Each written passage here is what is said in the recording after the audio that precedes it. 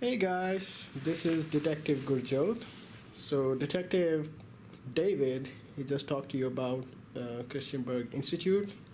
So I'm here to show you this new tool in the map activity.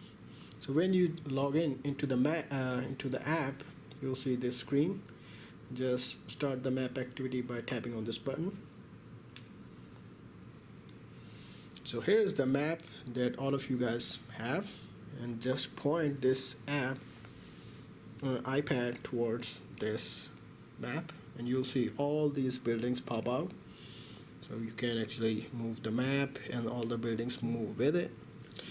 The next tool I want to show you is the timeline tool right here. So you can move this slider to different positions to see how CI changed over time.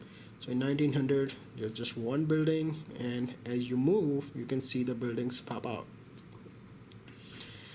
Now there are two types of building in here, the buildings with black labels and building with green labels. So the buildings with black label, they are not explorable, so there is no evidence in there. But the green buildings, you can explore those buildings. So let's see what's in the long building.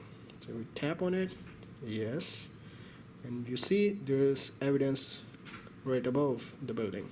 So we can tap on it, and then we can analyze it, look around, and then take notes.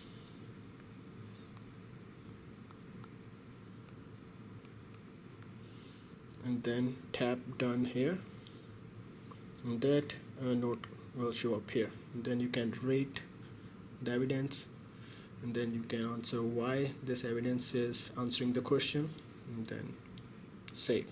So this evidence is saved in your backpack. So let's see other buildings also.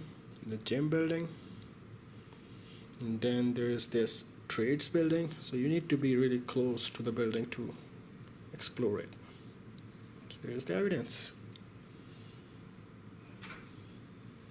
Alright guys, good luck.